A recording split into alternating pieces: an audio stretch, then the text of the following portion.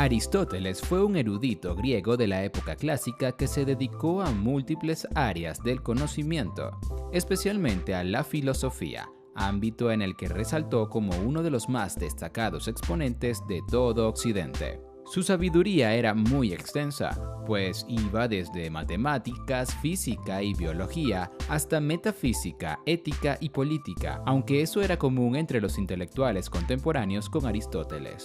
Su obra aún es visitada por los estudiosos y ha permanecido como uno de los fundamentos de la sociedad occidental. Es común que Aristóteles sea llamado el padre de la lógica, materia a la que dedicó varios trabajos. De igual modo, era versado en cuanto a la oratoria, un arte sumamente relevante para los griegos de su época.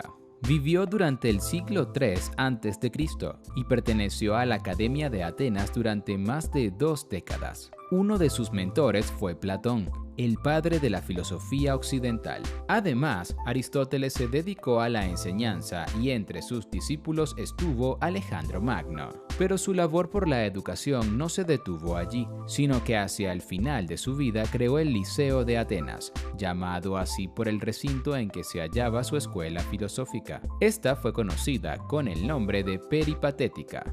Tras la muerte de su maestro, Platón, Aristóteles comenzó a desarrollar una visión acerca del conocimiento que estaba ceñida a la realidad fáctica, por lo que fue empleada como base para el estudio de las ciencias naturales hasta la llegada de la Ilustración. Tuvo interés particular por la biología y desarrolló algunas teorías que luego se probarían incorrectas, como la de la generación espontánea, pero también otras como la que explicaba la reproducción de los pulpos a través del ectocótilo, fueron demostradas ciertas. El término liceo, empleado por primera vez por los aristotélicos, pasó a designar a las instituciones de educación media en algunos países. De los más de 200 tratados que se piensan escribió el filósofo griego, poco más de 30 sobrevivieron hasta nuestro tiempo. Primeros años. Aristóteles nació en el 384 a.C.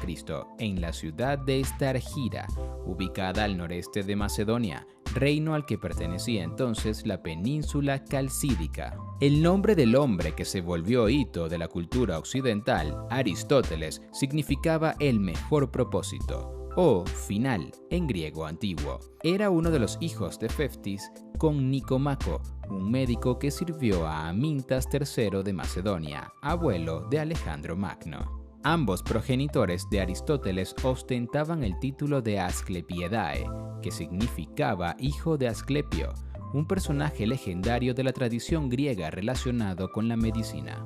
Muchos médicos en Grecia adoptaban el Asclepiedae en sus nombres, por lo que no está esclarecido si se trataba de una familia o de un grupo profesional. Aristóteles tuvo 2 hermanos, una llamada Arimnesta y otro de nombre Arimnesto.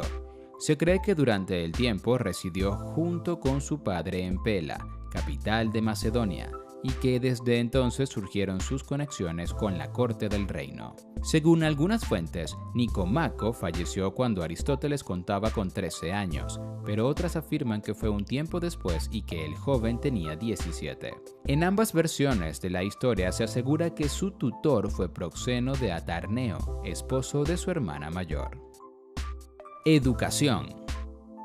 Cuando Aristóteles tenía cerca de 17 años fue enviado a estudiar en la Academia de Atenas, en la que Platón impartía cátedra. Se cree que al momento del ingreso de Aristóteles, el líder de la escuela se hallaba en Sicilia, por lo que no se encontraron sino hasta el 365 a.C. Según la versión más difundida acerca de la vida de Aristóteles, él permaneció en la Academia durante cerca de 20 años, hasta el deceso de Platón en el 347 a.C. Sin embargo, otras narraciones afirman que Aristóteles pudo haber partido antes para estudiar biología en Aso. Partida.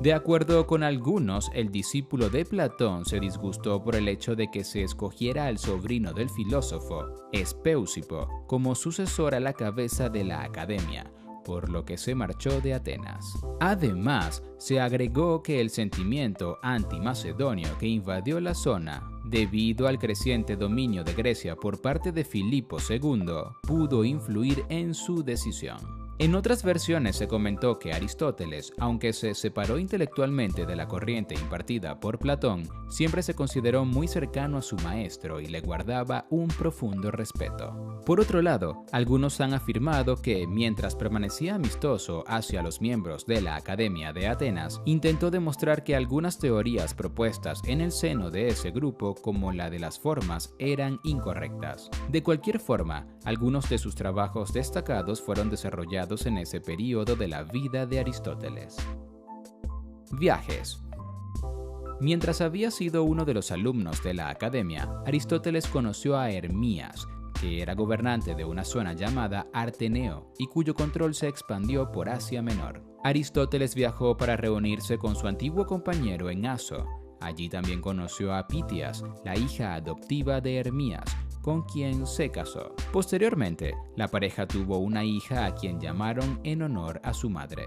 Gracias a la colaboración de Aristóteles se logró un acuerdo para que Arteneo y Macedonia se convirtieran en aliados, lo que disgustó al Shah persa Artajerjes III.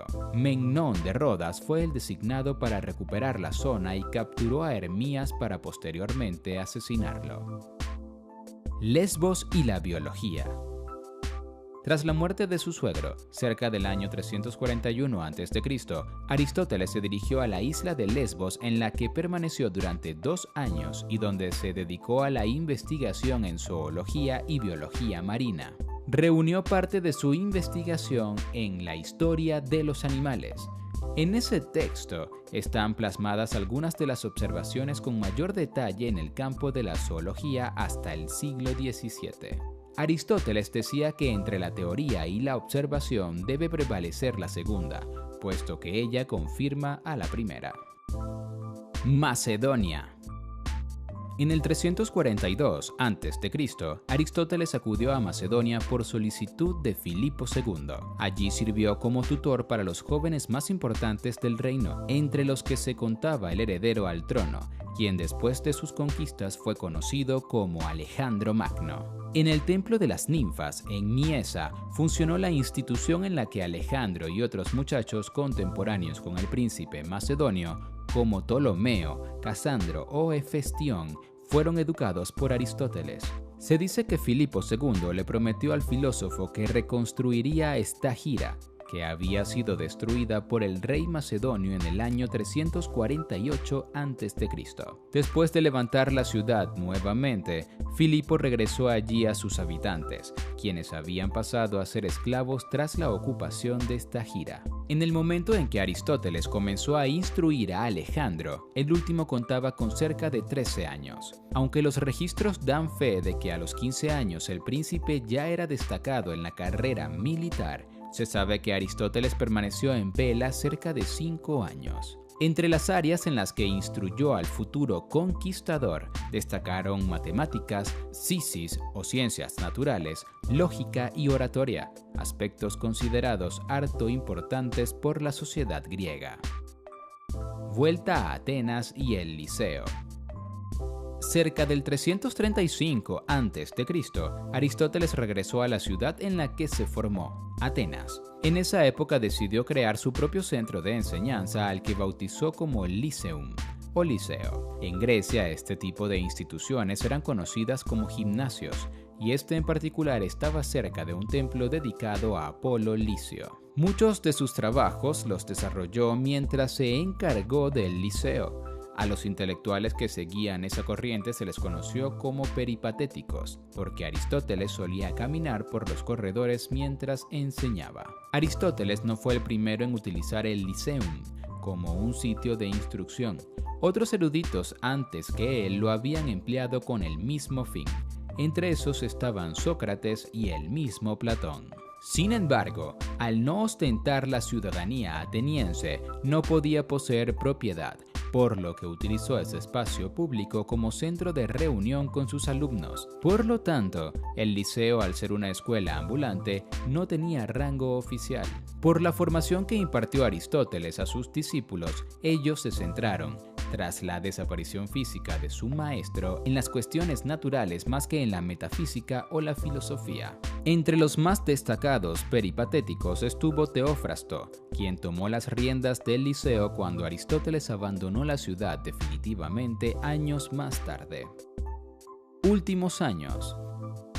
Antes de que Aristóteles dejara Atenas, su esposa Pitias falleció, y en él inició una relación con Hérpilis de Estargira, quien fue la madre de Nicomaco, a quien el filósofo le dedicó una de sus obras más conocidas. La figura de Hérpilis es oscura, puesto que no se poseen muchos detalles acerca de su origen. Algunos han dicho que era una esclava de Pitias, la esposa de Aristóteles, mientras que otros consideran que era mujer libre y que, de hecho, también fue esposa del filósofo. En el año 323 a.C.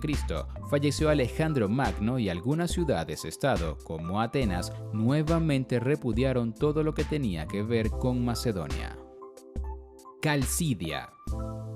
Se cree que por este rechazo fue que Aristóteles decidió trasladarse a Calcidia en la isla de Eubea, separada de Beocia por el estrecho de Euripo. Ha trascendido la historia de que Eurimedón, el Hierofante y Demófilo presentaron contra Aristóteles cargos por impiedad, como se había hecho antaño con Sócrates, que fue condenado a muerte en el 339 a.C. Algunas fuentes ubican la partida de Aristóteles en el 322 a.C. En palabras del mismo erudito, su decisión de dejar la ciudad fue tomada por evitar otro pecado contra la filosofía por parte de los atenienses. Gastó sus días finales intentando encontrar explicaciones para los fenómenos de la naturaleza que observaba en Calcidia, como la marea en el estrecho de Euripo. Muerte. Aristóteles falleció a finales del 322 a.C. en la isla Eubea, en Grecia. La causa de su deceso no ha sido esclarecida, ya que no hay registros de que sufriera ninguna enfermedad, pero en el momento tenía aproximadamente 62 años. Herencia. El testamento de Aristóteles fue conservado y del mismo se extrajo información valiosa acerca de su vida. A su sucesor como jefe del liceo, Teofrasto, le dejó tanto su biblioteca como los textos de su autoría. Nicanor, el hijo adoptivo de Aristóteles, debía recibir los bienes del filósofo cuando alcanzara la edad adecuada. Hasta entonces, los tutores seleccionados fueron Aristómenes, Timarco, Hiparco, Dióteles y Teofrasto. Ordenó que su hija debía casarse con Nicanor y él hacerse cargo de toda la familia como un padre y un hermano a la vez. Si algo le ocurría al joven heredero, entonces el mismo arreglo estaba planteado para Teofrasto. A Hérpilis también la incluyó solicitando que, si ella deseaba, se le encontrara un esposo digno, además de algunos esclavos y dinero. Y se le permitió escoger si residiría en la casa de Estagira o en la de Calcidia. Otra de las voluntades que dejó asentadas Aristóteles fue la liberación de varios esclavos, cuyo destino último era la libertad, puesto que prohibió sus ventas. También solicitó que los restos de Pitias fuesen llevados junto a los suyos. La filosofía de Aristóteles. Aristóteles propuso una aproximación a la filosofía que difería de la que había recibido durante su formación en la Academia de Atenas, dirigida por Platón. El título de la nueva escuela fue Liceo, y a los seguidores de sus postulados se les dio el nombre de peripatéticos. Para los alumnos de Aristóteles tuvieron mayor relevancia los estudios de fisis o naturaleza que las otras ramas del conocimiento. Nueva aproximación.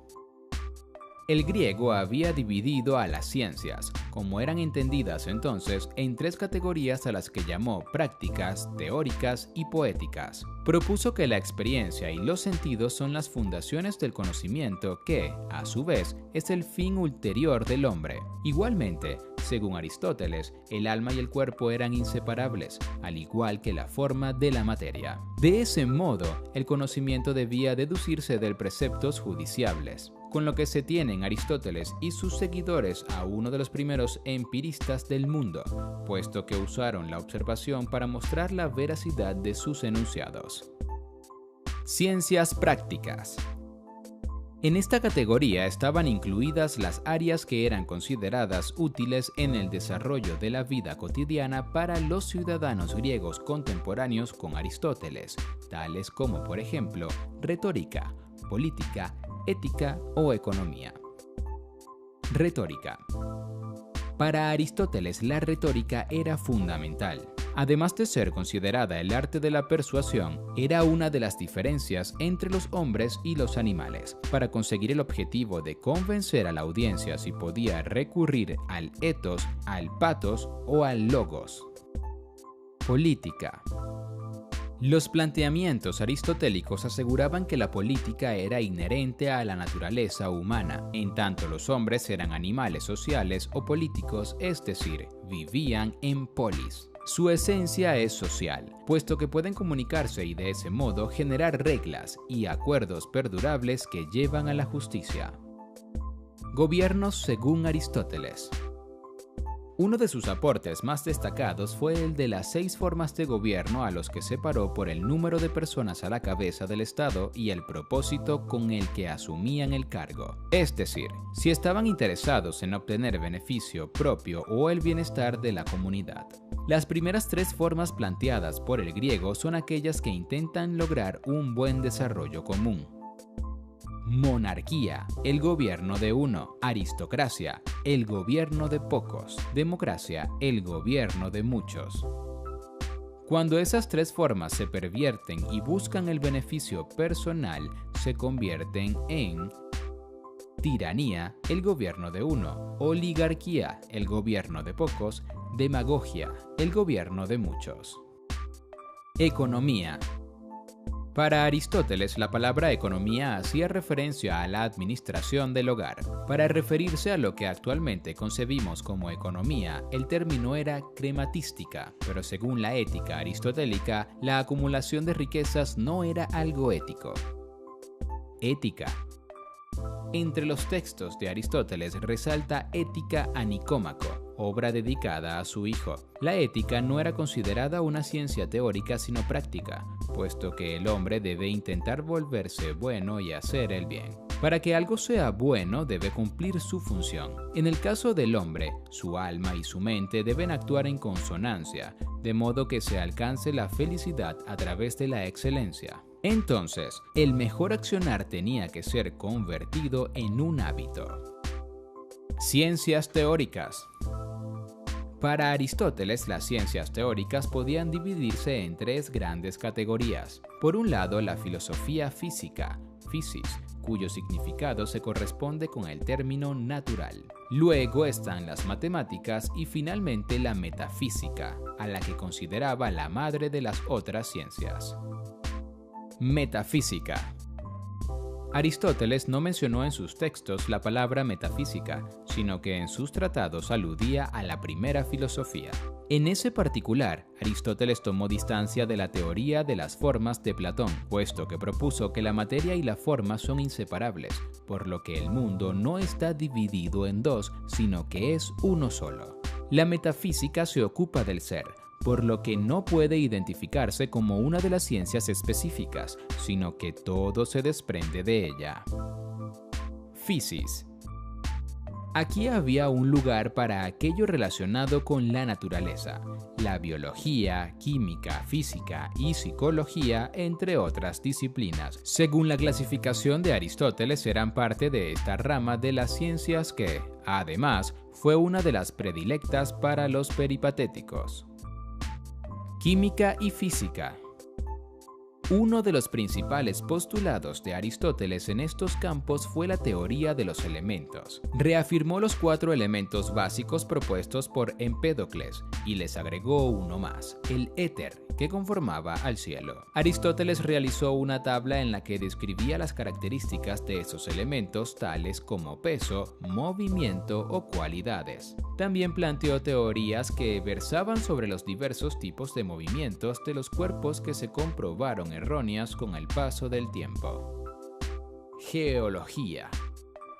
Aristóteles apuntó que el lapso de vida humana es insuficiente para realizar el registro de algunas modificaciones en el mundo, como por ejemplo el nacimiento de islas, la desaparición de cuerpos acuáticos como lagos o el crecimiento del caudal de ríos como el del Nilo. Biología. Aristóteles, además de la reproducción sexual como generadora de vida, que era la teoría aceptada hasta entonces, planteó la generación espontánea para dar explicación al nacimiento de algunos animales como insectos o miembros de la fauna marina. Según los griegos, el universo estaba vivo y en consecuencia podía crear vida de los elementos básicos. Esta teoría se mantuvo vigente hasta que finalmente Louis Pasteur, entre otros científicos, lograron comprobar que era un error. A pesar de sus desatinos, el verdadero aporte de Aristóteles para la biología fue la descripción y clasificación de más de 500 seres vivos. La mayor diferencia que el griego resaltó fue la que existía entre los animales que poseían sangre y aquellos que no. Asimismo, fue el primero en llevar a cabo estudios de embriología. Aristóteles realizó observaciones del desarrollo de huevos de aves y lo extrapoló a otros animales. Psicología. Uno de los intereses de Aristóteles fue el estudio de la mente humana. Dio importancia a los sueños, a los que no consideró que tuviesen una conexión con los dioses, sino con la imaginación propia de cada individuo. En cuanto al alma, Aristóteles propuso que había 3 tipos de alma: una vegetal, otra sensible y una tercera que era racional. Las plantas poseían únicamente la primera. Los animales poseían la vegetal y la sensible, mientras que los seres humanos eran los únicos que poseían las 3. La posesión de alma era lo que, según Aristóteles, hacía que algo tuviese vida. A diferencia de Platón, no consideraba que fuesen 2 cosas separables, sino que una unidad que no era divisible, aunque afirmaba que una parte del alma podía trascender la vida. Ciencias poéticas. Aristóteles agrupó en su poética el estudio de la estética. Fue uno de los filósofos que inició el estudio formal de las disciplinas artísticas, a las que catalogó como imitativas y no imitativas. Para este griego, la imitación no era una actividad degradante, sino un proceso natural que es inherente a los seres humanos, puesto que Aristóteles propuso que imitar algo requiere de la memoria y contribuye con el aprendizaje. Pensó que la poesía era más cercana a la filosofía que la historia, porque se encarga de plantear situaciones tentativas, además de generar una descripción de las consecuencias naturales que suponen las mismas. Teoría del conocimiento de Aristóteles. Aristóteles se alejó de lo planteado por Platón en la teoría de las formas, en la que se asegura que lo existente en el mundo es una representación de una idea que se halla en la mente, lugar en el que se almacena todo el conocimiento. Este griego fue considerado el padre del empirismo, puesto que en su teoría del conocimiento, o epistemología, la percepción y la experiencia humana poseían un rol fundamental para el desarrollo del conocimiento. Tipos de conocimiento.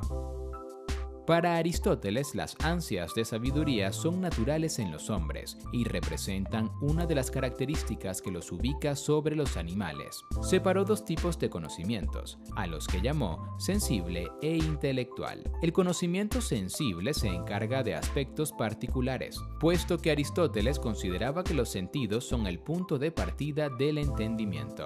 No obstante, el filósofo afirmaba que, al mismo tiempo, existía un conocimiento intelectual en el que, gracias a la abstracción, se pueden comprender conceptos universales y la esencia básica de las cuestiones. Asimismo, Aristóteles explicó que la forma y la materia de las cosas no se separan.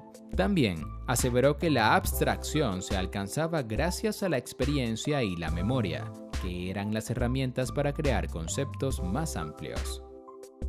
Lógica y proceso del conocimiento. Para Aristóteles, el entendimiento seguía un orden lógico. Primero se encontraban los enunciados básicos, que en la actualidad se corresponden con el término axioma. Pero en la lógica aristotélica ese nombre se dio a otro tipo de principios, que eran secundarios. Los enunciados básicos, según Aristóteles, debían ser verdaderos, además de justificables. Eso fue otro de los puntos en los que difirió de su maestro Platón. Además, esos enunciados no pueden deducirse, puesto que son principios. Según la lógica de Aristóteles, una hipótesis no puede ser considerada como un principio, ya que todo lo que se desprendiera de tal planteamiento también, en consecuencia, sería hipotético. Padre de la lógica.